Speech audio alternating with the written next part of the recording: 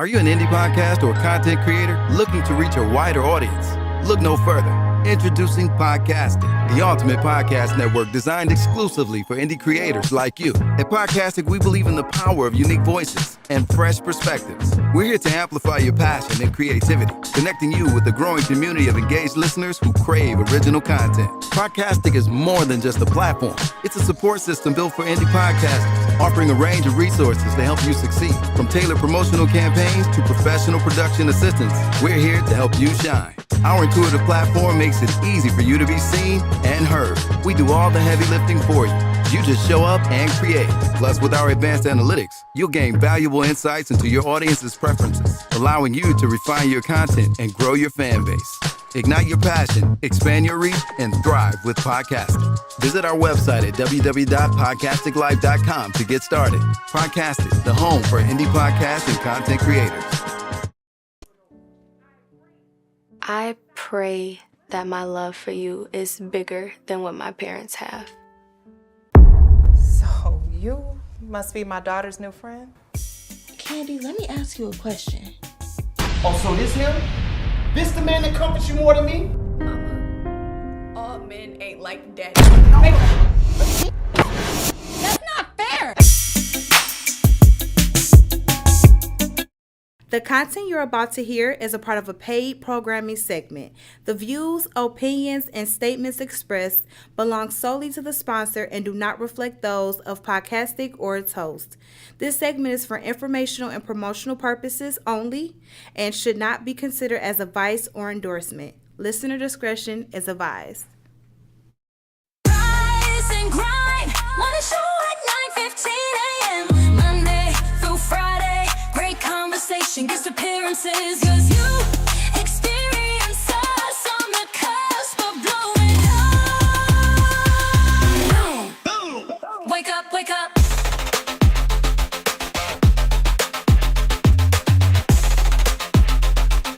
Rise and grind, morning show.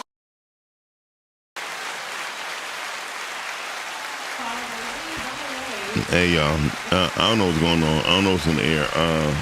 But yeah, Calvin T. Man, Dr. Calvin T. Man did not even know he was nominated for the Oscars this year. I got to start my campaign today. I've been slacking, and the people who do the results just sent it in, and it's a lot of people winning. Wow. Oh, Okay. So shout out to everybody who's right. So anyway, y'all, welcome to the Rise and Grind Morning Show. We do this every Monday through Friday. You already know what time it is. Today, Brittany is with us, not with us, but she is with us always in spirit. She is working. In case y'all don't know, if anybody else call me about her hair, just check everybody else in the movie business who got hairstyles like her. Now you know where she's a trendsetter. No shade, just truth. So no shade, no tea, no shade, no. I don't even drink tea. No, I drink tea all the time. So today, our special guest host of today is the one and only Dr. T. Calvin, Dr. T. Calvin, man, Dr. Calvin T. Man. Oh my God. I can't even say it. How you say it, Shani? Oh my God. There you go. Oh my God. Oh, yeah. Okay. Oh yeah, no. Oh yeah, no. Hey y'all, listen, I will say this, and this is the truth. People better start voting and be taking their stuff truthfully because Yeah, they not playing. they're not playing. They not playing this year. Say my people coming through. No, That's the attitude this year. Yeah, this attitude this year. Now, I'm not speaking on myself. I'm about to say because your people ain't showing I up. gotta Yeah, send the text to the masses. Yeah, your people. I'll be on soon. Yeah, your people show up later. They show up right on time. I'll be on soon. That's what's up. Podcast of the year, yeah. Let's get it. Oh my God, this is the tough race. It's the podcasting network for me because it's all about the numbers. Like podcasting may not. We gonna push it. I'm not gonna say we may not, but it's room for anybody to win. The numbers is going to speak for itself. And we have a lot more people in the category of Best Podcast Network. Yeah. So we had 9 people this year. Podcaster got some competition. We definitely got we got competition, friendly competition. I think. Yeah, of course. So this is what we do. Still with a smile on my face. So I would like to say Gas Station Chronicles. Congratulations to Emmy. Encourage me, I'm young. Good morning. Good morning, Miss Rhea. Good morning. Well, thank you. I just discovered Rhea. I'm so glad you were at the table, because how didn't you? Okay. Well, he knows now. He knows now. And knowing is half the battle. So. Hey. Yeah, after 4 times, I'm sure. I'm shocked. No, this last time year too. was crazy for y'all. It was like, Emmy. And it's like, oh, another one. And another one. Yeah, I love that though. But I didn't even. I was telling him. I'm talking to him. I had no clue. Yeah. So that lets you know how much your podcast actually has impact. Yeah. How many people are listening. I really appreciate that. Yeah. And them days where you don't feel like it, you still show up, and it makes a difference. So. Yeah. Yeah, because I'm trying to make a difference. It's the social impact category for me. Yeah. Yeah. Making a change. First of all, I don't know how the hell Rise and Grind making social impact. Listen, we socially involved. You guys are. Thank you. We appreciate it. Question though. Good morning, Cal. Good morning. Sorry. What's the deal? Sorry. No. Pickle. So listen, my Gas Station Chronicles is simple. I ain't get none because I pulled up. The scene didn't even feel right. So, sometimes that be a thing. So I was like, I passed. Yeah. Because I'm wondering why it's 7 guys at the gas station hanging outside. Yeah, I don't like loitering. Right, but they're all near their car with the car door open. No, because that's not the hangout spot. Get your gas and go. It seems like something about to happen. So if anything happened on Greenfield 8 Mile, you heard it here first. You got to use your better judgment. Yes, please just secure the people, no matter what you do. So today's topic, let's go straight into today's topic because I think there's going to be a doozy. Yeah. Because we got the man here. As a matter of fact. Today we Good morning, Tone. What up, Tone? Hey, Tone. Last night was wild, bro. It was wild work. Wild work. As a matter of fact. Toxic talk. Y'all gonna lose the girth. Anyway, I'm just gonna say that. I like the idea though of having all of the controversial nominees. Yeah. Collab on one big show. A live show. Yeah. I think that'd be dope. Yeah. It was. Thank you. It definitely was a lit night. And it's going to be even litter night, October 3rd. Matter of fact, put that flyer out real quick because... I will. Let me get through one more comment. One more comment. So listen, y'all. Good morning, Miss Monique. Good morning, Monique. Monique called me yesterday with some ideas and some links. So that's dope. I'm sharing with you today, Shannon. Nice. So shout out to Miss Monique. There go the flyer right there. Oh, Monique said, "Hey, Calvin." Hey. Love you too, Dice. Good morning. I need my picture. I know you got that gear. The Falcon has landed. Let's go. P3. The pops is going down. Doors open at 6 p.m. Red carpet. I got to look at this. Cal, like, I'm invested. I look though. This Let is me the go thing. look at this. Yes. So it was up to the people. The people nominated you, voted, and all that great stuff. We announced our host of the host of the ceremony is Dr. Sabrina Jackson and Mike Larry. Mike Larry. And we're in this thing. We in it. We're in this thing. So real talk, I'm feeling a comedian, a little hosting. Right. I'm feeling Girth for Male podcast and Toxic Talk for Conversation. Rhea putting in her bids early. The voting closes on my birthday. Yeah, November 14th. Oh, you wouldn't say. Hey. It's gonna be a wave of people coming in on Cal's birthday, like vote. Listen, since we posted up for the streaming, my notifications have not stopped. Since streaming going crazy. It's something about this year. Everybody is excited. Everybody is ready. As they should. I feel like it's because everybody has been working hard, like genuinely working hard, pushing, on them days where it's just like, they still keep going, they still show up. And we just growing. We growing bigger and better and as a family. So I will say this, peace over everything. Yes. I'm living that po life as well as pod life. Shout out to Maria with peace over everything. Yeah, get her shirt, y'all.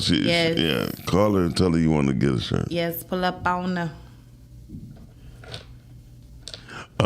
So not November 14th, Miles, September 14th. Cal said that. Oh, cause she's talking about But I probably said November 14th. Oh yeah, thank you, Miss Rhea. I mean, Miss Rhea, the Oscars will be over by then. So anyway, the votes will be in. They definitely will be in. The first shows after the Oscars usually be the latest. I see you got me nominated for the track. So my track is hot though. It is fire. Yeah, but that Rise and Grind Morning Show. I ain't gonna lie though. Call her. I'm on early. Good morning, y'all. Good morning, Miss Rhea. I gotta come on early because I'm about to be on my TT Live promoting and pumping out Oscar stuff. But congratulations, Calvin. I can't believe you didn't know. Thank you. If your own people. I just can't believe you didn't know. I'm gonna get you back on social media. You know, with your headphones on. Okay. He got super I can hear her. Yes. Oh, he can hear. I'm that loud. I'm talking through the headphones. Yeah. That's a damn shame. Busting out the bando. It's either that or he got them old bronchitis ears. He got dad ears. He can hear everything. But I came on. Why did I come on? Oh, to say this. This year, like I said, last year I didn't know anybody. I didn't know y'all like that. I mean, I knew Shani because she's my engineer. I knew me. It was Dice. We was the underdogs. And I mean, in hindsight, we still are underdogs. I'm always learning. So I don't have an issue with being an underdog. But this year, looking at the people that's nominated, it's motivating me to go look at their podcast. Definitely. It's helping all of us with exposure. Yes, it is. So I love the whole Oscars, whole format. Miles, thank you for bringing this to us. And you're welcome. I'm just ready. Like, I think people really got to recognize and give credit where credit due. Let's go. Yeah. And so let's get it. Let's go. Let's make it fun. It's friendly competition. So we ain't get podcast of the year combination. No. He looked at me like, He's looking at it now like, wait a minute. No, for real. It's getting spicy though. Like people, it's getting spicy out here. Tell y'all. And what's spicier is seeing, like last year, and I'm not gonna say I made the mistake of, but I did put out there like who I was supporting, and the people that I put out there that I was supporting was not supporting me in return. So I don't know if I'm gonna do that this year. Well, I'm be honest. As a matter of fact, since we're on the topic of as a matter of fact. Okay, as a matter of fact. But I support who I support loudly, proudly. That's just how I've always been. I support everybody. So when you support everybody, it does get cloudy on who you're really supporting. That's why I made it. It's no shade to Girth or to Toxic Talk. But when y'all are in two different categories, I'm gonna split the love. You seeing it in real time? No, I was watching it. Yeah. Vote Toxic Talk. You won't go wrong. Okay, I love Tone for president. Tone for president. Tone. All right, y'all. Go ahead with as a matter of fact. I'm watching, listening, but I'm campaigning as well. Thank you so much, Miss Rhea. I always appreciate see y'all today because I still got to come up there, Miles. I ain't forget. All right. So, Tone, you're not running for mayor. Kim, I got that in the bag. I'm joking. Anyway. That's crazy. Okay, y'all. So, a matter of fact, let's go to our first matter of fact. As a matter of fact. So, this topic came about because I just feel like it is so many facts of things that we don't know or we may know, but certain things are just interesting as I was looking up. One of them being just with the state of our economy, that 70% of Americans report financial stress impacting their emotional and physical well-being. And that kind of goes with the social and economic factors that we are kind of dealing with today. And I feel like 70% is a very high number. But I do feel like at some point in your life, finances can become a strain. It can become a strain on you and or your relationship, household, things of that nature. I totally agree. So let's view the video. Oh, it's not necessarily a... I thought it was a video. I thought you was winding up for a video. No. Well, it's okay. It's a matter It's a of fact. fact. Okay, just facts. It's a matter of fact. Well, in that's the case, I totally agree. I totally agree that. Hello, world. Hi, girl, boy. No, Trump in office. Hey, woman, girl.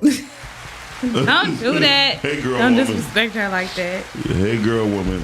No, but seriously, shout out to girl boy.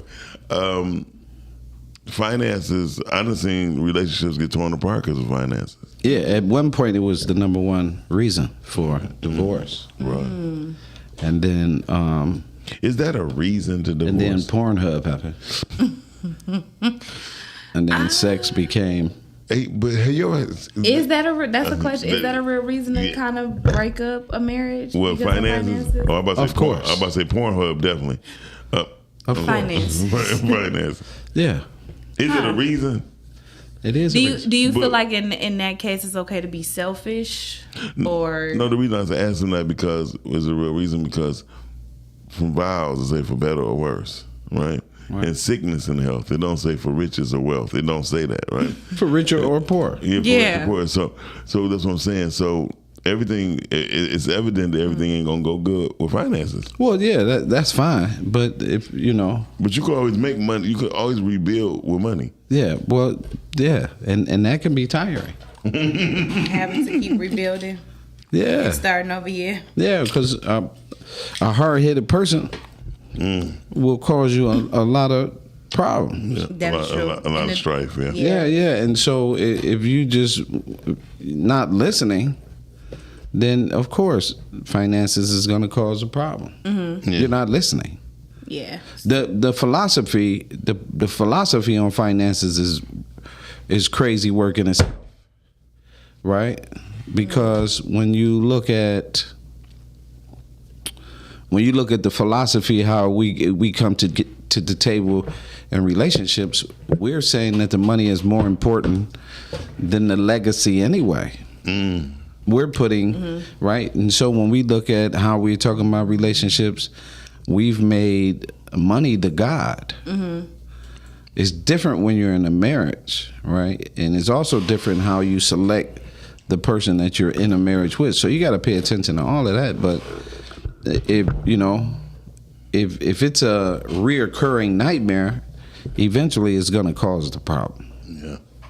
Okay, I can agree to that. Yeah, I can agree with that. So speaking along the lines of the emotional and mental side of things, it said that the suicide rate rose from 100,000 to 10.4% to 14.4% from 2000 to 2023. So it's only rising and it's becoming more of a thing. From kind of your experience, Cal, what are I guess things to kind of hone in on when it comes to like suicidal maybe people, or just how they act or how they move, and does that number, is that alarming to you? So the number actually went to 1 million globally a year. 1 million divorces? 1 million suicides. Oh God. The numbers increasing. It depends on what gender. The females increased in the teen level, but it was already high. The number 2 way for a child to die is suicide, 11 to 24. So it was already high. The 5 to 11 being number 1 is, racism likes to base everything in color. Right? And so, but the truth of the matter is that black boy and that white boy is taking their life at 5 years old. And then suicide, if you escape 5 to 11, is 11 to 24. If you escape 11 to 24. Right. So Right. that line just keeps getting pushed back. It keeps getting pushed back. In China, women surpass the men. Really? Because in China, a number of women wanted to live like American women, and they started divorcing, getting away from their husbands and spouse, and they found carrying that toll by themselves. Yeah, ain't no joke. Is not a easy thing, right? And they pass the males in China. So when it comes to suicide, isolation is a huge factor. Another factor is if suddenly they start giving away things that's important. Okay. Right. So for a young person, it's a video game. It's because they said that men are more prone to. It's a higher rate of men. Yeah. Do you believe men are right. There was a woman. She wrote a book where she pretended to be a man. Ooh. And after she wrote the book about pretending to be a man, she took her own life. She committed suicide. I heard about that. Right. Being a man, we seem to think that it's an easy thing, right? Where men, we have an innate prescription that we literally have to execute. And so the suicide would impact us, right? Because we have more access. But to be clear in that model, men have created models of suicide. There's there's gun-inflicted suicide, there's rope suicide, there's also murder-suicide, which white men took that to a whole nother level. There's suicide by poor decisions, right? What is that? It'll end up, either you will end up incarcerated or in a casket. Oh, gotcha. Right? So suicide by poor decisions is really... I stole this car and I drove it into a wall and speed chase or something. Suicided by decision, right? Because there are a lot of things that young boys are not getting, so they don't understand. And then there are a lot of men who are not being the prime example. We're being now we're selfish, emotional. We're these things that impact the young people that's watching us. So then when you look at our daughters, it's kind of the same thing. Okay. Yeah. Wow. So when you're dealing with suicide, what are some of the first signs people should look out for? As I just said, isolation. Yeah. And if they're giving away things, and then the words, right? And really, where they start pulling back, where they be like, "Oh yeah, that's just," and they start pulling back, and you really need to pay attention to their words. Yeah.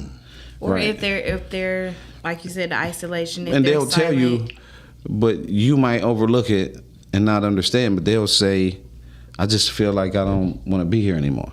Yeah. And you'll hear that, and then you don't. Yeah, you and then if you don't address it or interact with it, right? One of the things that we discovered, which is why we're looking to put our success on schools and education, right? The Emmy way and how we impact lives should be taught literally, of course, because we have all these results. We know that we have a 98% parental involvement in our work. We know that our boys are soaring when they leave. We know that our boys are better readers, leaders. They're participators. They do community service. Our boys are everywhere. We know this from work, right? Yeah. But we also know that kids don't want to go to school because of the environment that is created by the students and the lack of male involvement by the education system. So this is why we did the work that we do this way. And people are not really ready for the results that we provide in our work. It's funny because it's almost like there's a difference. I remember this. I tell this story all the time. I get invited to Henry Ford. I go to Henry Ford. I'm in Henry Ford High School. I'm in a class. So a teacher invited me to come to this class. They purchased Emmy t-shirts. So all the kids got on t-shirts. I walk into the class and I talk to the class, and the teacher is right there. And when the class was over with, the teacher was like, "Man, how did you gain control of this class just like it was no problem?" And I've been teaching for 20 years and can't get them to do that. I said, well, there's a difference. Is it an outside influence? Does that change? No. This is what I've been doing. I had in-school suspension at Ferndale High School. When I had in-school suspension at Ferndale, literally, the kids were getting in trouble to come to in-school suspension. Wow. And, right? And so what was happening was at in-school suspension, with me, homework was getting done, grades was improving, the whole nine, so much so they canceled it. They pulled it out. Got it. Right. It wasn't being used for what it was used for. No, it was being used, right? And it was useful, but the results was not what they were expecting, right? They was expecting it just, these kids just to, no, the results, and because we had the cafeteria, right? We went from a little small room, this size that we're in, right? To the full-blown cafeteria with, I got 35 students, 40 students a day, not one bit of noise, no problems. The cafeteria people ain't got to say, be quiet or whatever, right? It's the same thing when I'm mentoring, right? And it's the same thing if we can teach the teachers this method, our kids could learn even more so, right? But it's really how you do things. I definitely got to say this because I've been saying this for years. Do you think our situation in our school systems has been systematically placed to go the opposite direction? I in some instances, I'm going to say no, right? Because you see the success of the girl. You see the success of the girl. Of the academics. Academics, I'm talking about, but still emotionally and even comprehension. So a lot of times, women comprehension levels be shot to me. You know what I mean? Okay. As far as that. So getting still, that's what I'm saying. It still doesn't say comparably. You worked in the Ferndale school system. Yeah. So Ferndale, DPS. Yeah. So is there a big difference between Ferndale and DPS? Yes. Okay. So, the only difference, though, right? Let's be clear. Go ahead. So, from the men's or the boys that you do mentor, what did they say was the number one leading thing that was either a distraction or they felt like was holding them back from being successful in school? Was it not having the proper tools, the environment, a ride to school, a pencil? Because it can be as simple as the necessities. Yeah, but you got to go to the beginning. Okay. Right. You got to go to the beginning. When it comes to education, we have to look at the beginning of the boy. Right, and we have to look at the beginning of the girl. Right. So if children are in a single household, they're more than likely the person who has custody of the children is who? The mother. The mom. Right? So if the mother is not a teacher, if she doesn't teach, right? The daughter is going to struggle, right? True. But her example in front of the daughter is a teacher. So it's also a teacher to the boy. And so what is happening is that the system benefits. This is when I say that we're eating off the boy, we're eating off the children, because if a boy doesn't have his father, there's a good chance he's going to be a rapist. If the boy doesn't have a healthy father, there's a good chance he's going to be an abuser. If the boy doesn't have a father, it's a good chance he's going to be a murderer. If the boy doesn't have a father, so you have to have we have balance. all those things against the boy. That's what's against the boy. Then from there, when you look at education, where they put, like this was a great example, they put the camera and they put 4 kids at the table, 1 black boy, right? And it was a trick to the teachers to watch. Well, the teachers were watching, the only person they was watching was the black boy. Yeah. So the black boy then becomes what? A feeder to the system, because the media marginalizing the black boy, the home reducing and marginalizing the black boy, the father not being present and the child fighting for this kid is marginalizing the black boy. So the black boy essentially, right, in single households, there are some white boys in urban and rural areas as well where they don't have the father, right? Yeah. The system says you will be rewarded for him not being in the home, right? The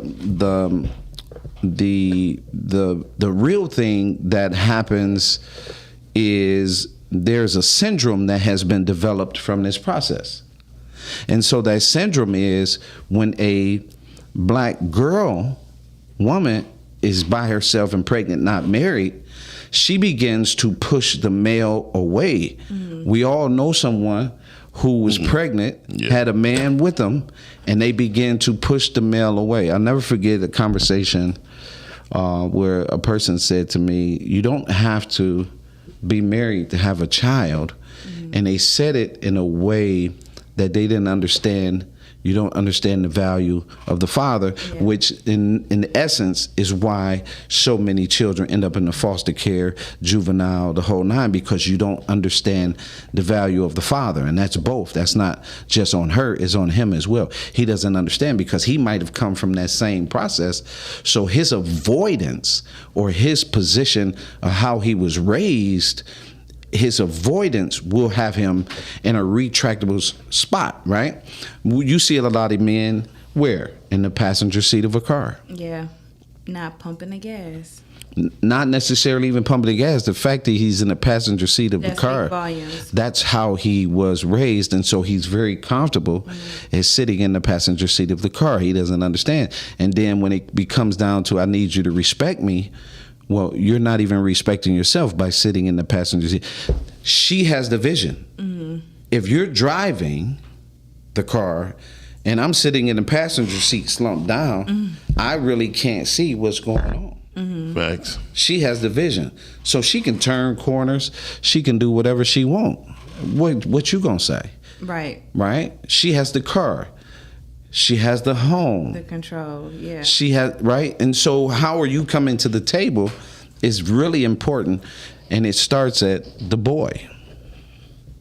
Wow. Well, co-pilot. Yeah. So yes, the co-pilot conversation is heavy. As a matter of fact, when you, so Cal, when you be saying things, right? Yes, sir. And I be speaking, where do you get your facts from? I read a lot. I take in a lot of information daily. Right. I do a lot of research. I might wake up at 3 o'clock in the morning and do research. If it's on my mind, like this morning when I woke up, like I woke up in a rant, right? Full blown rant this morning, right? Because I was looking at myself and I was looking at society and I was looking at the culture. And I noticed that the culture is celebratory, but in impoverished areas, in areas like dense areas like Detroit and the different areas, it takes work to change what we are, right? How do we change in prescription? We keep saying things. One of the dumbest statements, this was in my rant this morning, one of the dumbest statements that we make as a culture is saying they don't want us to unite because they know if we come together, it's over. That's the dumbest shit ever. Because if you know coming together will improve your life, why not come together and improve your life? I feel like that could, because it's subjective and people don't know how to come together because we haven't but you done said, it or had to do it, but we have what we need to do. Right. That's just like, oh, I need to go to the gym to lose weight. Right. But it's like, okay, I know it's there. I know I gotta go, but I'm still may not but go. That goes back to our conversation the other day. Lying to yourself creates problems. Yeah. Right? So it doesn't create action. And so when you say that, you say they, that means you've observed that that you really believe that the only way to overcome anything is that we should come together. But in your observation, you didn't have a solution. Yeah. Your brain didn't say this is how we could come together, right? If we're talking about, and this is a matter, right? As a matter of fact, right? As a matter of fact, the other day when we talked, it's 382 liquor stores in the city of Detroit. You're supposed to only have 214. As a matter of fact, we were number one in cognac consumption at one point. So, right in the city, I can see that. And it was Hennessy. Right. So these things, right, are perpetuated to who? The children. Yeah. And so what happens is we started taking those things and started naming our children after alcohol and things like that in a society that right? We know that these people, this system, right, doesn't really value you, so why devalue yourself, right? Right. That's one. Two, when we talk about these things, we say these things openly. What our culture fails to realize is everything that we've said about each other, we've spoken into existence. So when you look at the dynamic of education, when you look at the dynamic of the hood, if you look at the dynamic, everything that we have said, we've spoken. We can't, YNs, N-word, we've developed verbally every catastrophic issue within the culture just from our words. So do you think that the words were constructed from just the reality of things? It could be, but it could also be, as I tell my stepson, you have to get more words. You got to be able to have more words, which is why in our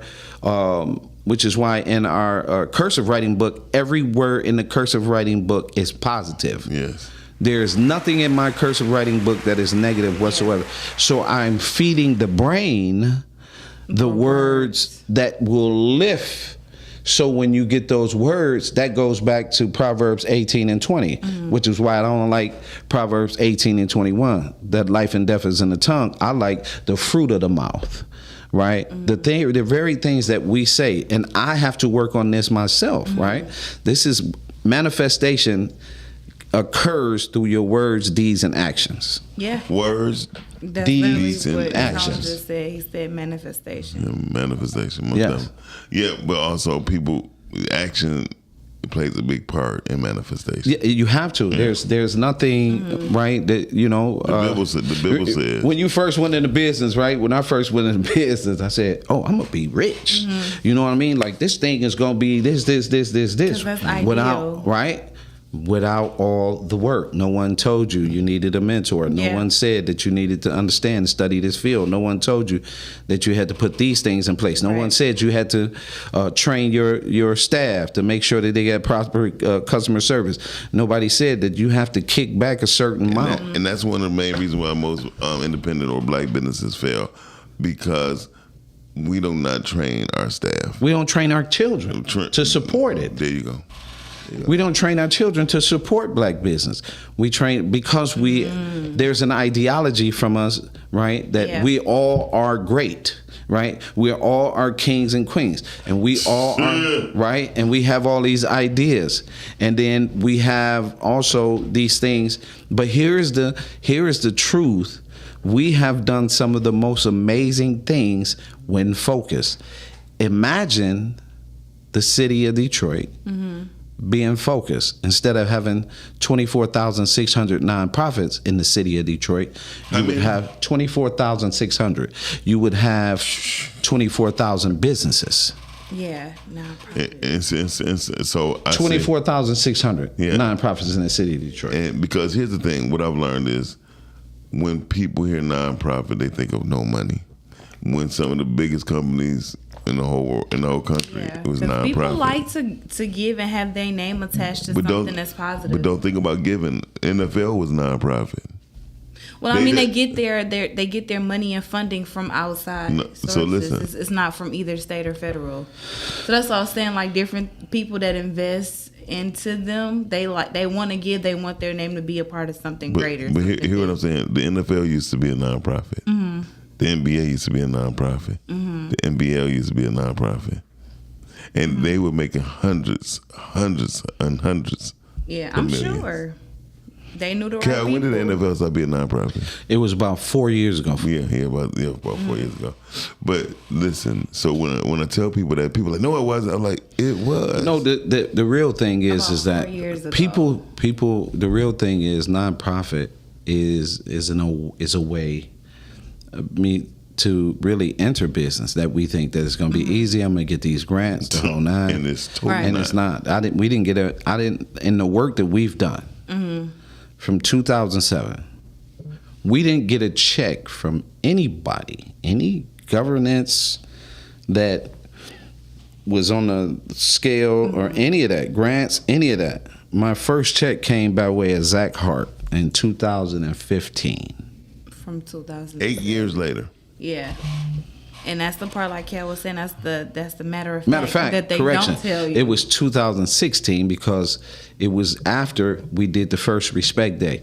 That was one of our first major checks. The Respect Day. Yeah. So and people, right? Well, we're in the process because of the work, right? Right. So our philanthropic work, right? Our philanthropic work started with violence, right? Where children was getting killed, I was laying T-shirts, right? So in that process, in 2007, when a mom gave me the nonprofit, she gave me the nonprofit because she saw a skill set that others was going to need. So in that process, right, you're looking at hands to the plow, a sense of urgency. All of that was at play when I started with that nonprofit. We helped build Better Detroit Youth Movement. We were working together. We were doing art parties, stuff like that. We're cool at the entertainment, but the real work, right? Hands to the plow, making sure there's a difference. Like people really, you got to think, I had 350 boys when nobody was even looking at that number, right? I had 200 boys 6 or 7 times. So it's not like, right, where I went, knocked on the door and people were doing this or we want to help. No, when we brought in different agencies to see, when they walked in and saw I had 200 boys, they was like, what? How you get 200 boys? Walk out. I remember Michigan State, Skillman, all these people came and saw we had 200 boys. And they was more inclined to help after that. No, not at all. There was no help. That wasn't the thing that happened. So you have to build a picture. You have to go through processes, and there is so many gatekeepers and situations and networkings and things that you have to learn to manifest a nonprofit. And even then, it comes down to the who you knows, what they think you know, and then, of course, I'm talking about males. So let's go back to when I said we're sitting at the table, it's 4 kids sitting at the table, and they're paying attention to the black boy, and I'm working with boys, right? I've had every nationality you can think of, all boys, right? So when you talk about you working with boys, they don't want that. They have a blind eye to that.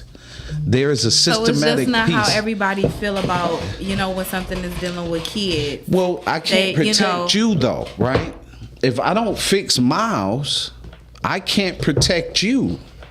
So you think it starts with the man first? If I don't fix Miles to be proper then as a young only man, gonna later on if he doesn't grow into a boy, from a boy to a man to a husband and a father, if a male doesn't have order, I can't protect you. Yeah. Because he can't protect himself. Because without the work, he's going to fall prey to the isms that he's in. Fatherlessism, racism, right? Plagiarism, molestation. He's going to fall prey. He's going to fall prey. Is hands down one of the biggest issues with the African American culture is the father is not in the home with his children. So do you feel like a stepfather can have the same impact being in the household as the actual father, or it would never be a comparison? Ra. Enough said. Right. Yeah. And because I know some people feel as though stepdads, they count, but they don't count because they're not. Well, you got to have a skill. A lot of stepfathers and a lot of men that fall into that process, you got to have a skill. You can't walk into a woman's life and you don't have a skill, and then you walk into a woman's life and you don't have a skill to help the son, right? That she got to take care of you. That's not a skill. You got to have a skill to be in a woman's life where she can see the masculinity, she can see the healthy decision making, right? But she has to have a skill. In order for a man to come into an environment where he feels like I can help you, everything has to be in order. She can't have a dirty home. Yeah. Her kids can't have a nappy head. Right. Right. She has to show a sense of what she wants for the children. So they have to have order. You have to have that for a man to say, that's an environment I can work with. She's a wife material. Yes. We do too much of the negative pontificating when we say that women pontificate. Right. When we say that what women can't do. Right. A woman will make an adjustment to a masculine man every time if he's healthy. Every time. I can get, and this is before my wife. I agree with that. Me and Miles talk about it, all the men talk about it. When I walk into a space, I know I can get any woman I want when I'm this way. There is not one woman I can't have.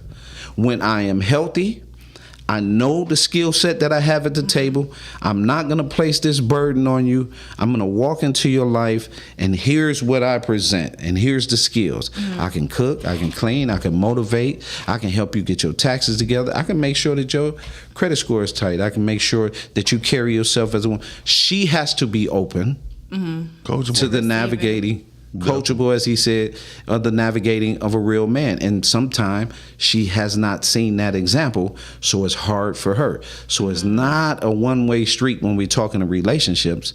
It's a two-way. Yeah. She has to have something, and he has to have something for the merger. And God knew what he was talking about when he said, he who findeth a wife. A wife is something that has a skill. Favor. She has a skill to be a wife. She has a skill of understanding.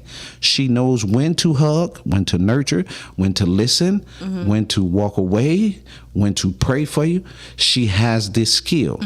A lot of them has a materialistic skill that doesn't open the door, and you have your feet in too many doors. And that's for men and women. So as a matter of fact, if you want a husband, you might want to show up to that co-parenting, that co-pilot workshop in September.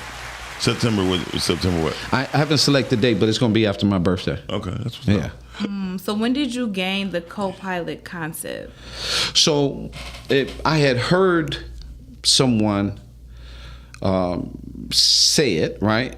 And then I was like, that's a pretty good. And then I had heard another conversation, and so I took the conversation and I took it deeper.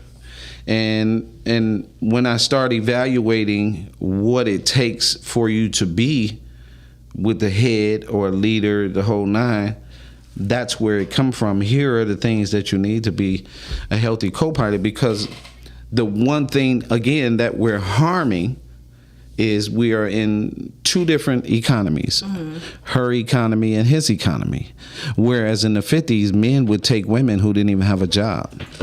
Yeah, and now in the 2000s, women won't even build with a man that don't have a job. If he don't have a job, he is this. He's terrible. And you're raising that very man. You're the one that raised this very type of person. Yeah. Right, in your household. Right. Yeah, because it says in 1950, approximately 77.7 Black families were two-parent households, but by 2010, that share dropped to around 38%. Yeah. That's crazy. So that's crazy.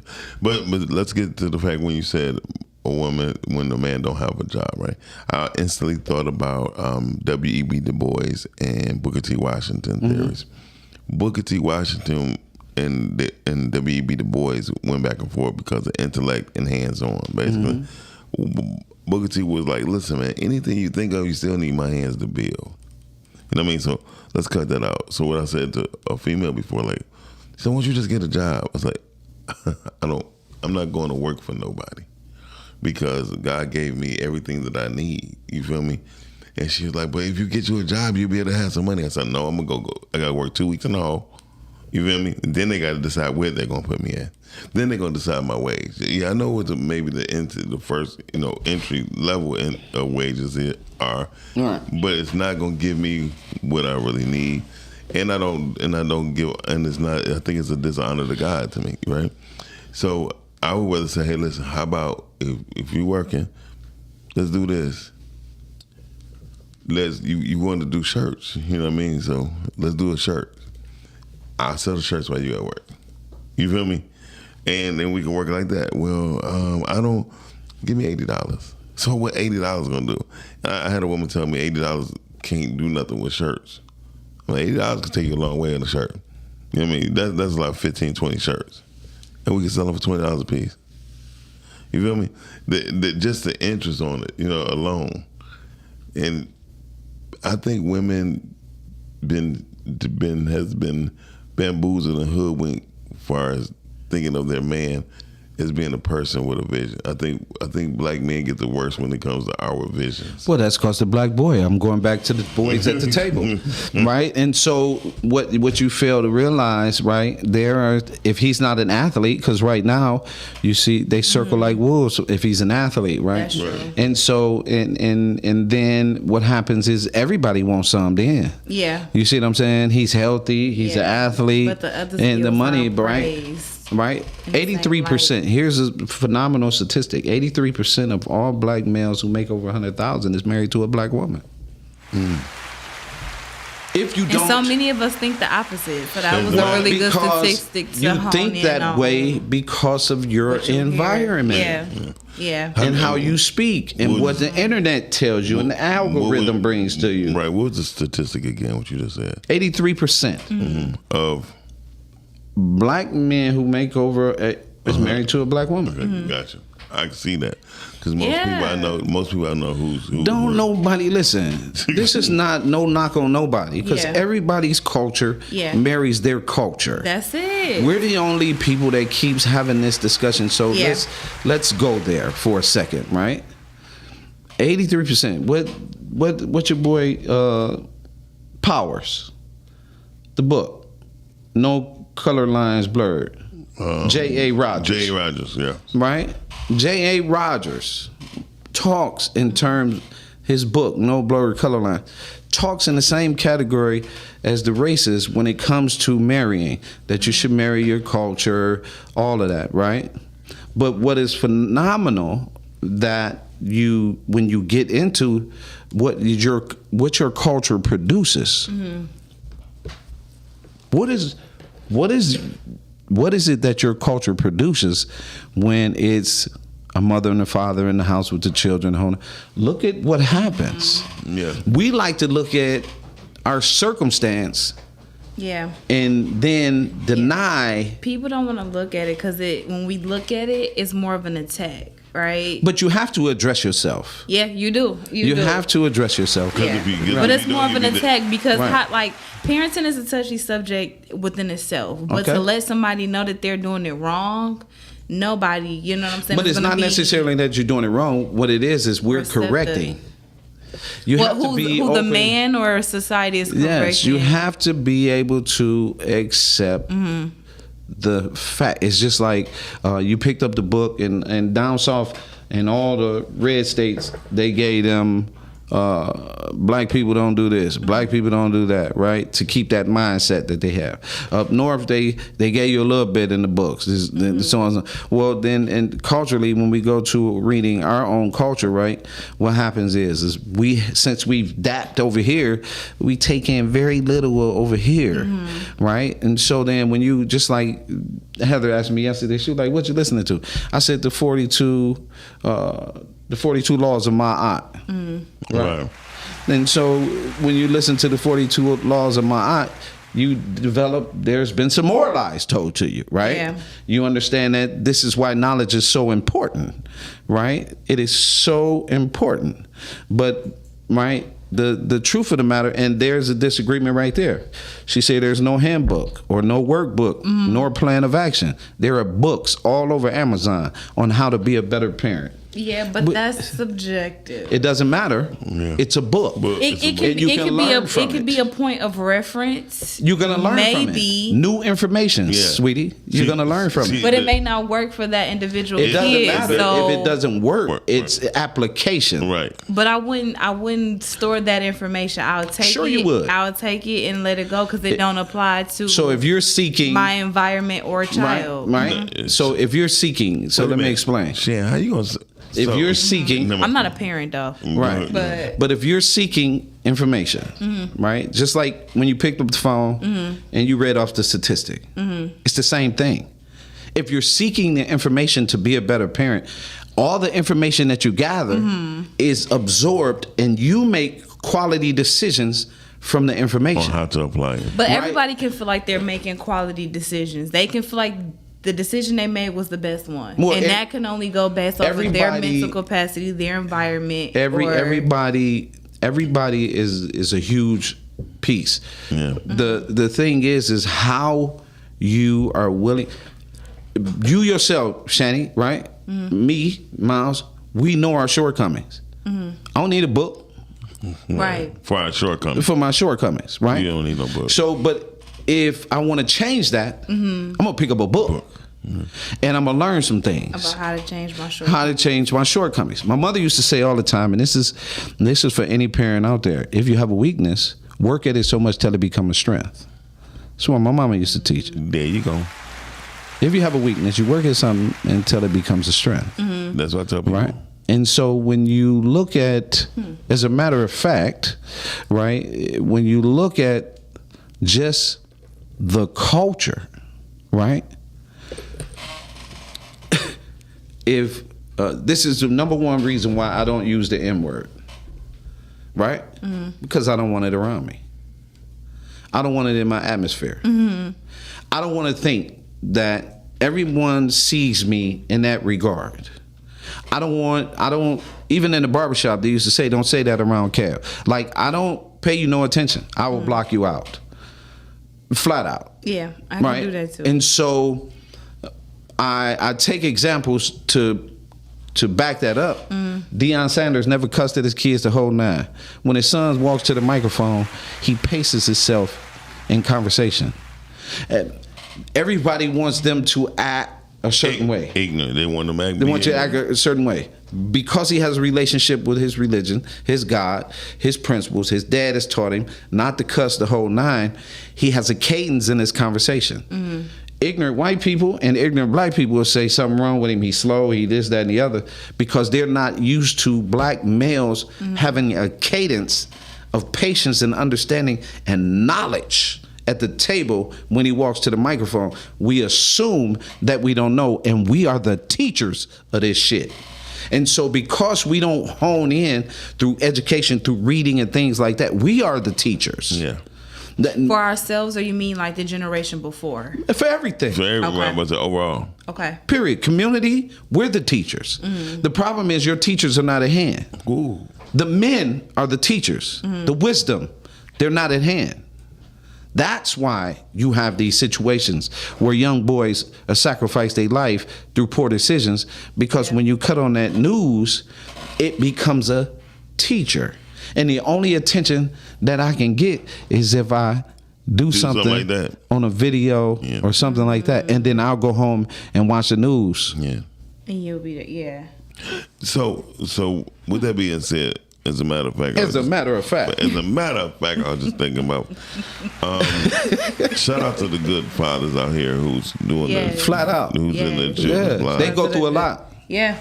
They go through a lot. Yeah. And so this one guy I seen on Facebook, he was talking to the judge before. He said, he asked the judge, he said, Your Honor, can I ask you a question? You a man. Have your skin ever been just ripped off of your body? And just, you gotta start all over and grow new skin? The judge looked at him like, no. He said, so why y'all trying to do it to me? You feel me?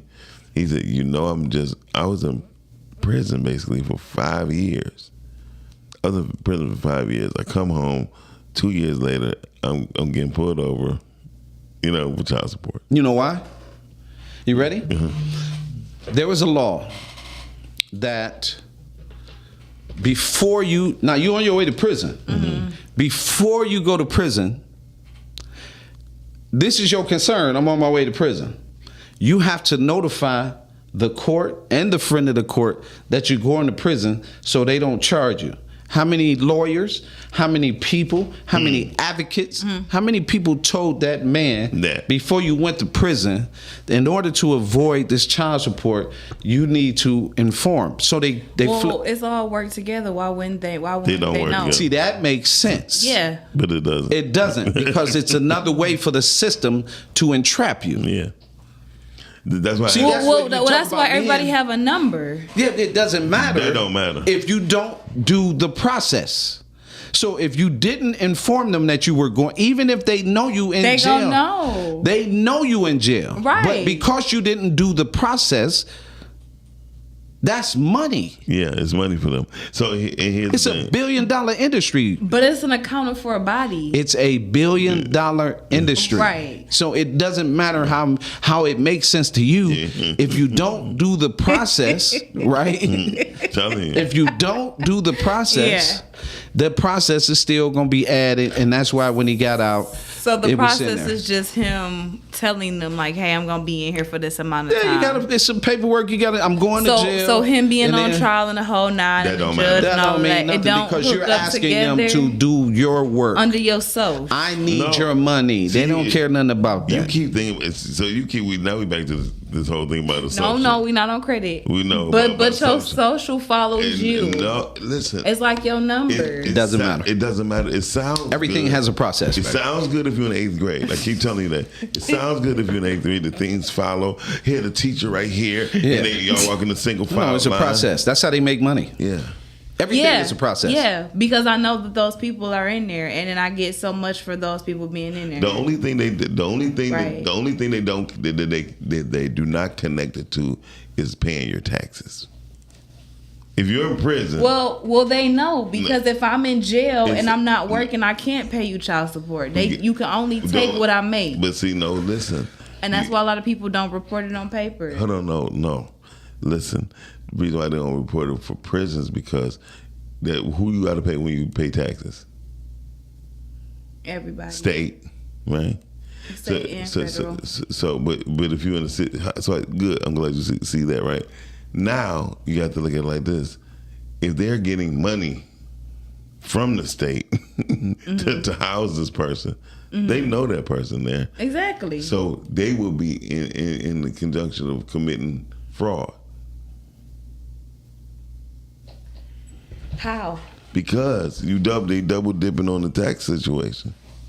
You can't. So in the if I went to prison, So you mean you saying that they couldn't do state and federal? Just have to The do fact state? is the actual labor.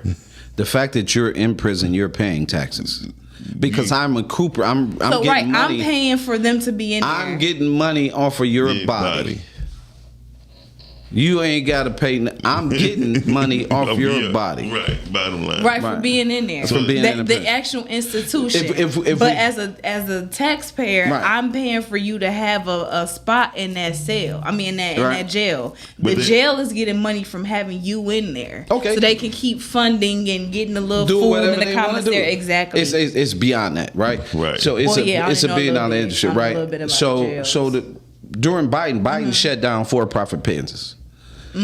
When this is 2025, at the start of January, when Trump became in office, he opened for-profit prisons and bankrolled the government with these corporations. When Biden took office, the first thing him and old girl did when Kamala, when they first took office, was close for-profit prisons.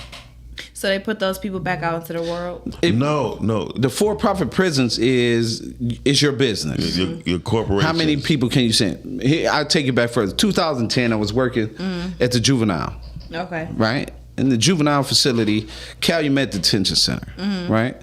I'm working. I'm sitting in, the beds are getting empty, in walk 50 boys in shackles and chains. Right? What is this? So I got the microphone, I snap. Is it a riot or something going on out there? Mm-hmm. Man, get off the Western. Man, so I go up to the kids. Man, what you doing? Man, I'm 21. Yeah. Man, I'm 22. Mm-hmm. Man, I'm 19. I ain't had a situation or a run-in with the juvenile since I was 14. Mm-hmm. They was picking them up on Ritz to fill the beds. Why? Because it was incentivized. Yeah. You yeah, because understand? they losing money because them beds not filled. Office? It doesn't like you're not losing no money. You're gaining money when the bed is filled. Right. Well, okay, I wouldn't say losing, but you're not gaining at that point. So that's a loss. Flying for giggity greedy. Them boys, some of them were fathers. Yeah. Were taken off the porch. Yeah. Had jobs to fill up the beds. Who was in cahoots with them? The police. Yeah. So I go out, pick these kids up on Ritz. Who was the president in 2010 and 11? Obama. George Bush and them had already had it in effect. In 2008, George Bush and them had them for-profit prisons already in effect. Okay. They were closing them during that era.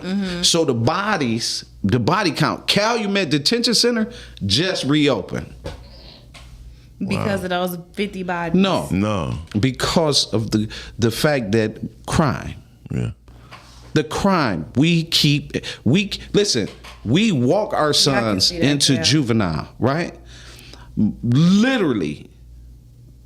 They take their boys to the juvenile. Right. And drop them off. Right.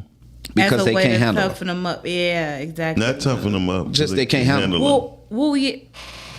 But where's the father? You understand what I'm saying? See, this is one solution right here that if we wanted to shift the culture, the one solution, right, to shift the culture, as a matter of fact, right, right, is order. Before you have a child, everybody goes through a training. The one thing that the culture has to do is acknowledge, right? And I'm going to make this a quick conversation. Back in the 50s and the 60s, the mother could raise her voice. Why? Because it was a father in the house. Bagger. Yeah. Today, you raising your voice, ain't nobody behind you. You just talking to be talking. You counting on the system.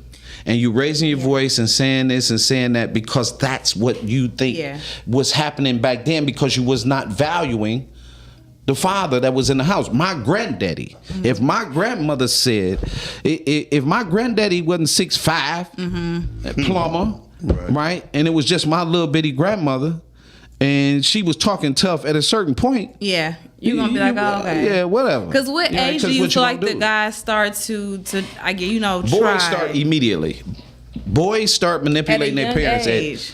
at 1.5, 2. They already in the full blown setting you up, milking you. So is it playing the parents against each other, or no? Is it seeing how much they can get away with the mom? Boys start figuring out how to manipulate you. I'm gonna give you what you want. You know what I mean? When I'm gonna give you what you want. You want me to cry? I'm gonna cry. You want me to make noise? I'm gonna make noise. You want me to be mean? I'm gonna be mean. You want me to go sit down? I'm gonna go sit down. And you know what I'm gonna do?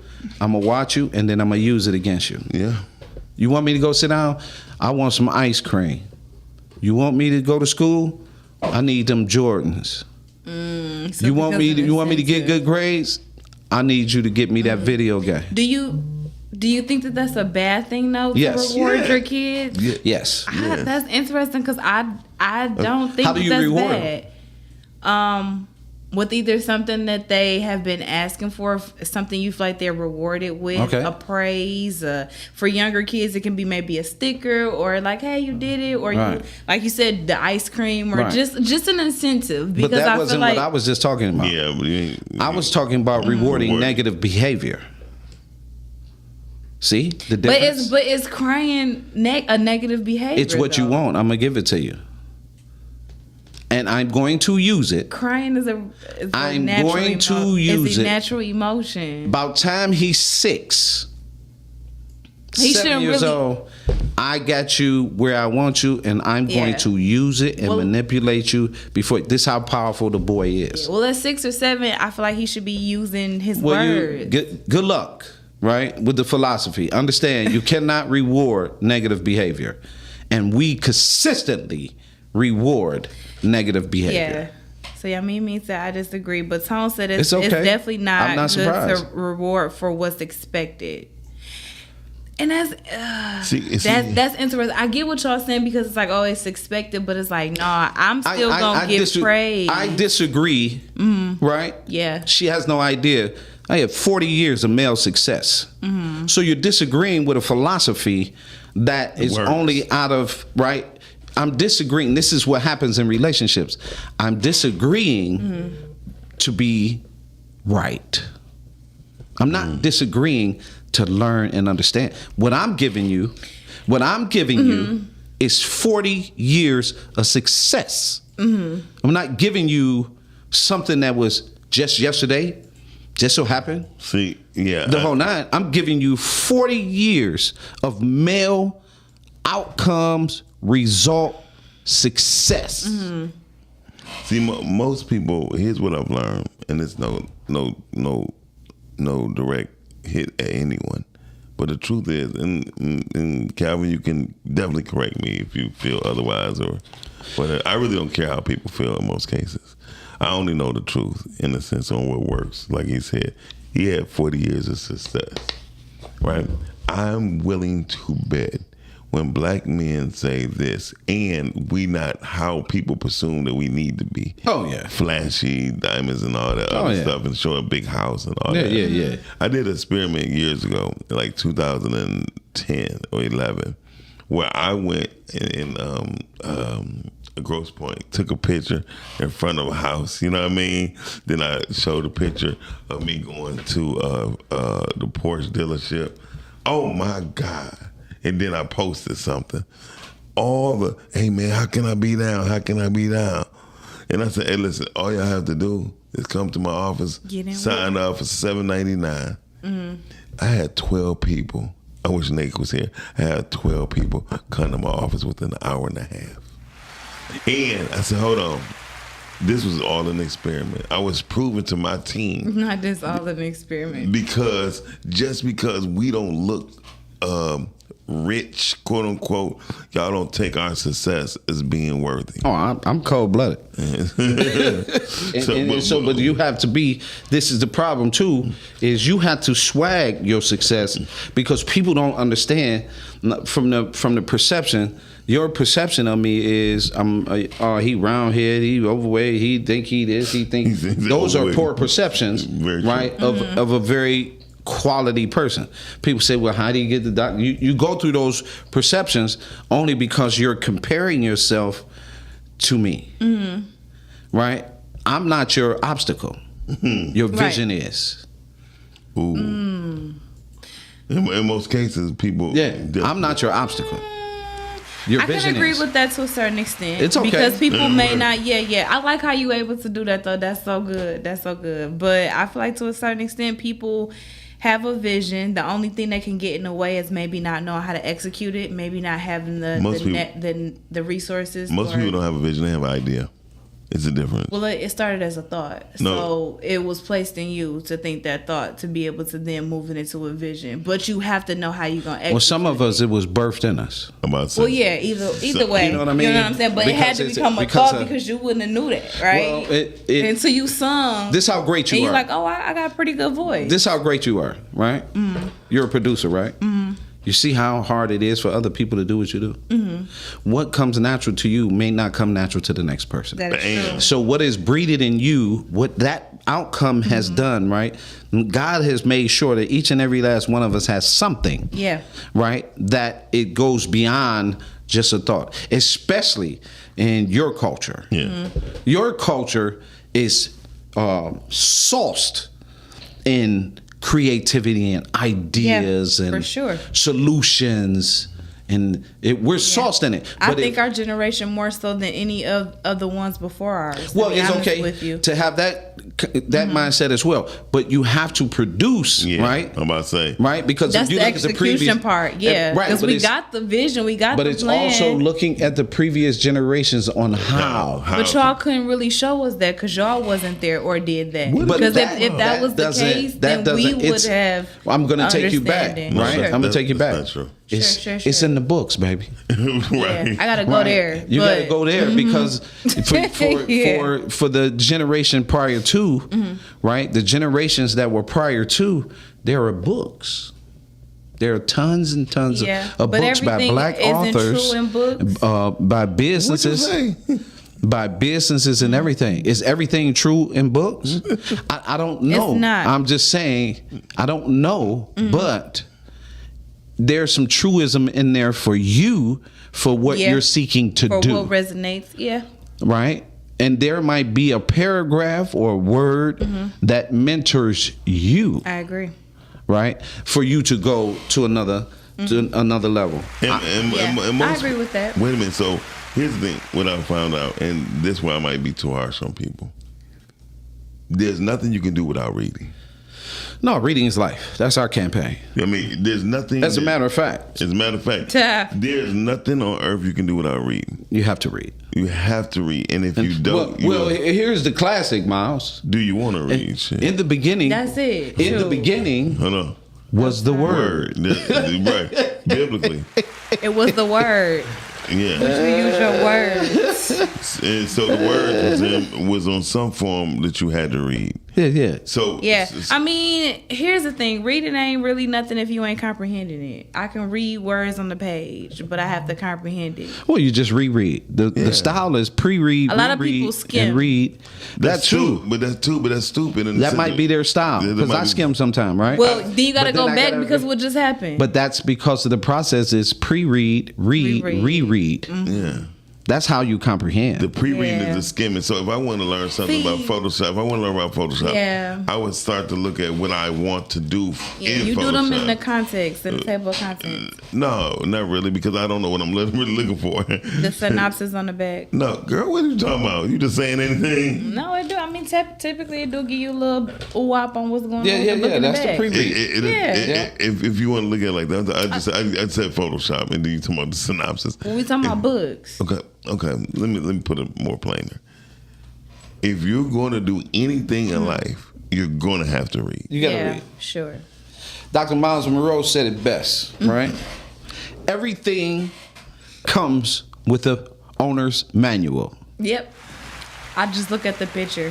I don't read them instructions. That's probably why my stuff be missing some pieces. I'm like, them extra pieces in the box. We don't need all of them. Yeah, everything. No, I understand though. On a serious note, definitely reading is. And it comes with instruction, right? Everything. He said everything. Everything. Right? And so those are those things. Those are the things that goes with it. Yeah. Study what you want.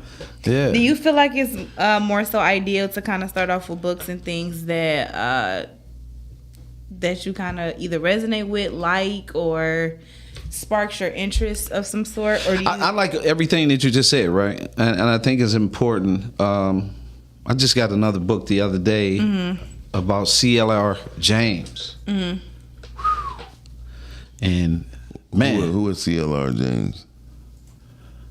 C.L.R. James is a brother that wrote the book after he wrote books after, the Haiti uprising as a black man, right? And where it come from. And he took on everybody on his own. I'm just really getting into the book, right? But he describes very graphically what they were dealing with slaves and talked about how cannibalism was presented to us through our own people, where during slavery in Haiti, they were forced to eat their own feces. Cannibalism, right? Cannibalism, right? And what really resonated with them having to do something. So I'm just really getting into the book, but understand that when I first went to go get this book, they weren't allowing it to be sold in the U.S. Of course not. It was too much information in there. Well, it's about leadership. Thing. It's about the book is really about leadership and how he took lead on some things. So I'm gonna get deeper into it, but the process, right, again, is this is another thing why you need fathers. Mm-hmm. Instead of you running around saying I'm gonna call, you know what I mean, I'm gonna call my goons, right. This is what we label men, throwaway boys. Isn't that amazing? That we throw away our sons. We call them goons. I'm gonna call them and you know, get them all set up, chopped up, all that. You know what I mean? You know, I'll never forget somebody in the barbershop. This was classic, and my man told, like, I'm gonna call he say, don't call nobody you love, because they ain't coming back. Ooh. That's one of my daddy moves. He said, if you call them, I pay their ticket back. Yeah. I pay their ticket back. We set up boys listen, I was looking for something, and I talk about this all the time, right? Remember the incident where the little girl was shot in the house? This is how we make boys disappear. Mm-hmm. Remember the incident where the little girl, the cop in the first 48, and the little what's her name, whatever, and the gun went off in the house. Yeah. And the girl get killed on the couch. Yeah. Crazy. Right. They did a mural of her, but her father gave a gun to the dude that killed the 16-year-old. They didn't do a mural of the 16-year-old boy. He was forgotten. Mm-hmm. They did a mural for her. Right. But the 16-year-old boy, and how the retribution happened so quick, you hand a gun to the man that killed the 16-year-old. Ayana. And the 16-year-old, where's his mural? Right? Yeah, please. I mean, this is what we do to boys. Mm-hmm. And yet, we want the violence to stop. This is just the matter of fact. Yeah. You know, as a matter of fact. But, you know, we can move on. No, we be wanting. Yeah, no, it's crazy. We can't say we want the violence to stop, and we fuel it every day. Yeah. And so, go ahead. Because here's what I do. I learn from you every day. We see the world different. No, but because y'all don't see. And it's only because I haven't gotten to where you at, and you may not have seen things that I've seen yet. It's not about seeing. Again, it's back to reading. Because you can't see the world sitting right here in this chair. I get it, but life is gonna be my best teacher. That's gonna teach me more than a book could ever. I don't know. No, because your life is only at 28. But that book is written by a particular author through their lens. So let me ask you this question. Life happened to me through my lens. Okay, let me ask you this question. Wow, okay. You ready? No, you ready? No, hell no. Let me ask you this question. Sure.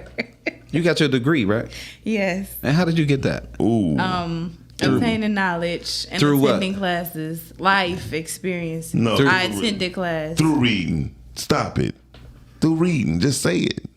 You have to. You had to read material, yes. Yes. You can't get there without it. You don't have that piece of paperwork without reading. Yeah, so but if I didn't comprehend, you're gonna have to, or be able to retain that's the information. Fine, Shani. That's fine. You can cheat on the test, all of that, even if you can't comprehend. That's fine. The process. The bottom line is reading, because it's only going to help your walk through life, and the process is, the fact that you know that you can comprehend means you should be reading more anyway, because that's application. Yeah. Now you can apply it to the things. It's only going to make you better. Yeah. As you study other producers and things like that. That is true. It's only going to make you better, right? That's true. That's the dynamic that you want, right? I get the pushback. I got a Scorpio in my life. I get it. You know what I mean? Dominique my daughter is a mess. It's only so funny because he handles like, okay, all right. I mean, because Shani, here's the thing. This is healthy dialogue. If people don't understand the importance of reading, right? The Shan is stubborn. Yes, she is. So here, no, but I understand what y'all saying, dog. But here's the thing. You know the Lake say S. Right. So you know the two most important words to me in going in and out of stores is push and pull. Thank you, Mimi. Right. I done seen somebody pull a door and it says push. Yeah, I did it the other day. See? But I still got through it. Yeah, but anyway, life gives. Carly on there. Hey, Tom. What's up, dog? What's up, everybody? Shani, you one of my favorite people, right? But it's a saying, right, that we all have heard it. I might butcher it, but I don't know. It's a saying that if you want to keep black people ignorant, put it in a book. Yeah. That's for a reason. For sure. There's a reason they say that. Mm-hmm. You know what I'm saying? Like, but he fucks you up with that. How you get your degree though? No, I was trying to tap dance all around that thing. I had to come back to it. I swear to God, listen, I'm about to hang up so I can finish listening because I like to hear him talk. When he talk his talk, I be listening. Okay, it makes you don't have no other choice but to listen. But he a deep dude, and he don't even know that he came and fed my spirit one day, and he wasn't even there for that. We sat and talked. We was there for like an hour or so after our show. So I'm going back. Shouts out to everybody on the panel. What's up, Calvin? What up, bro? I'm about to listen. You all right? Yes, sir. Thank you so much, Sean. Yeah. Yes, sir. Yeah, no, I try to tap dance all around that question. I'm not saying read. We're not. But yeah, reading is definitely important. Reading is detrimental. That's actually was a good thing, Cal. I don't agree with you often either, but reading can prevent many bad experiences. Yeah, see, that's a Calvin. It can. No, it can. No, it can. Yeah. Yeah. Hell yeah. Miss Rhea, we us Scorpios. We something different. Yeah, y'all weird. Cause we're not. But the whole truth is, she ain't knocking doors down, and she yes. So my mentor said, Miles, you know, a lot of times I would just sit and watch people pull a door, and on the door it says push. Yeah. Thank you. That's not cute. She said I'm not trying to be cute. I'm not trying to be cute. I'm being real. I definitely studied them documents. I skimmed them. Yeah, but Lake miss her calling. She is hilarious. Lake is. I said that she need to be a stand-up comedian for sure. Yeah. Yes, for sure. For sure, you right on. For sure, you're right on. See what we deal with every day, Cal. Yes, sir. Amy Apparel, definitely. Yeah, so that's a great thing. I'm matter of fact. As a matter of fact, appreciate that, Calvin. That design that's on my page, it's called Fear of Love. And that design is going to, every time that T-shirt is sold, I'm sending $5 to Sudan through you and, well, hopefully, I got to wait to see if this partnership going to turn out. I'm still going to work through the process to do, because children are starving, and who better than me? I've put product in 7 countries. We might as well, just keep doing the work that we do. Nice. Through our apparel. And at the end of this month, we dropping some bombs for the sisters and the ladies and the girl athletes. Nice. You know what I mean? So just excited about that. So go to emmyapparel.com and grab you something. Shop. Yeah, because we've been here in your face. We've done some work with it. Now we're getting ready to take this thing to another level. That's what's up. One thing we have to continue to read daily for leisure. Thank you, Rhea. That's right, Rhea. She said leisure and knowledge. Yeah. So when you get to the leisure part, Shani. Yeah.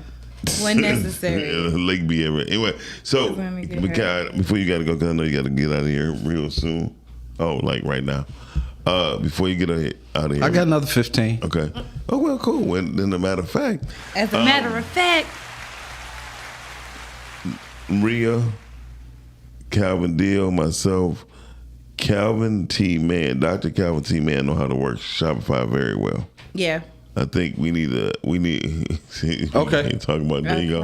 Yeah, So, because I'm learning some more stuff right now. So okay. So we about to do an event, hopefully. But you don't have to wait on me. Right. YouTube University. Okay. Will get you together. It's free. Yeah, but I'm not gonna lie. Sometimes I'd rather see you do it. That way I learn the best way. People do learn more hands-on. And what I would say is this: we're gonna do a pod swap.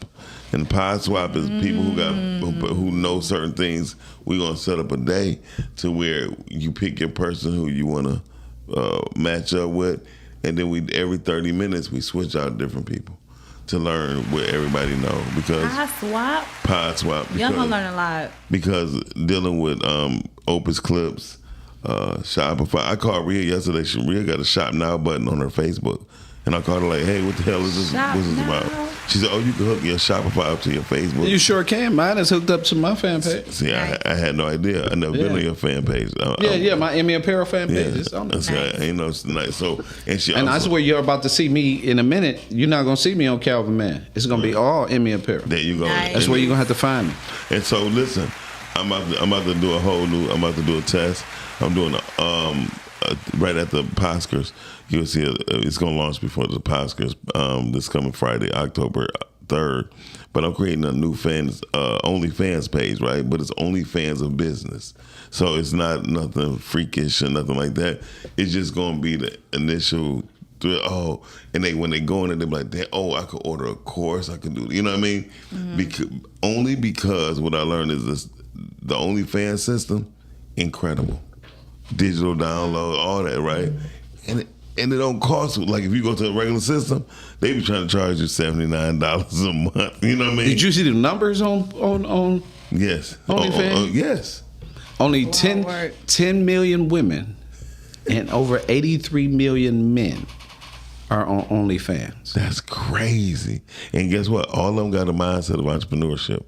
And so that's why I want to hit them off with marketing ideas and skills. And them girls getting paid. All that money. Get laid. All that money. No, and so sometimes it's just with feet. They also said over 60% of them ain't nudity.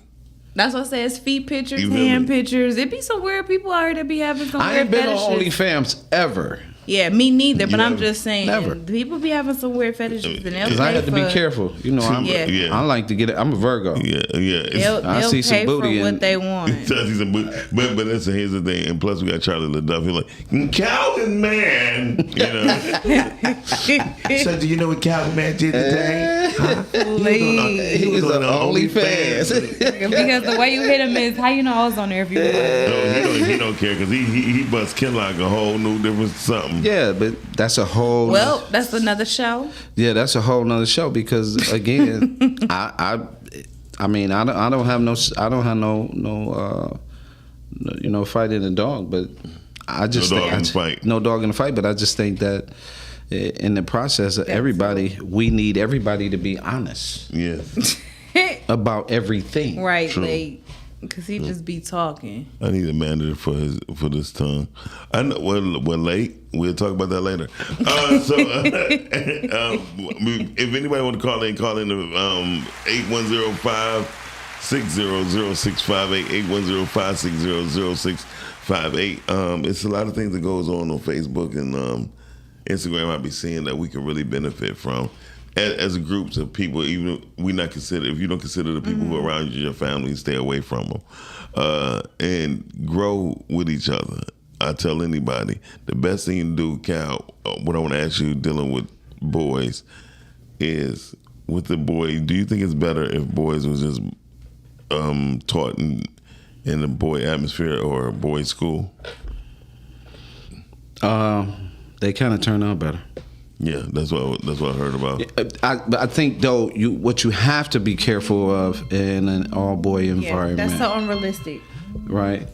How it's so unrealistic? Because in life you have both men and women, so why would you set yourself up to learn from a one-sided perspective? What's that green veggie that they do slices in? That come in that green shell that you cut in half and it's got avocado. Avocado. Thank you. I'm over 50. Call you in there. Hey, man. Say, man. What's up, Doc, man? I was gonna say that was you. Hey Doc, we got the Shopify situation together, but we having some theming issues. That's all. But I took the cues from you though. I just wanted to say that. That's what's up. Y'all theming and y'all layout, it is designed real good. Yes, sir. Yeah, shout out Emmy Apparel one more time though. That's all I wanted. Yeah. That's so nice. Emmy Apparel, brother. Get your Emmy on. Sure. Encourage me. Get your Emmy on. Get your Emmy on, baby. Oh yeah, we supporting from the background, Doc. Yes, sir. I appreciate it all the time. Pie talk, that is. I just need you once you grab one to do a whole show in it. Definitely. Yes, sir. Oh yeah, we got you, Doc. We be down. All right then, thank you, Cal. Thank you, Cal. So appreciate y'all. Hey, we're about to get out of here, and we like to thank Dr. Calvin T. Man for joining us today, man. As always. Emmy Apparel, if you want to get your Detroit Lions and your Tigers gear on. Yeah, we got some new stuff coming in right now. And the season coming back. With the all triple black boys, and we personalize those jackets if you want for an additional fee. So you get your Lions jacket, we'll personalize it for you as well. That's dope. We really appreciate you, Cal, stopping on by, brother. And we always going. Avocados are good for the brain. Always. That's anyway, what Blake said. I almost said something else. Okay, yeah, we about to get out of here. We about to go eat breakfast. Hopefully, I'm gonna go downstairs, give me some pancakes. That's so great. They got some pancakes. Have a great day, you guys. Thank you so much for tuning in and watching Rise and Grind Morning Show on this Good to Great Wednesday. It's been a time, and thank you. We will be back tomorrow. Hope to see you there. Peace.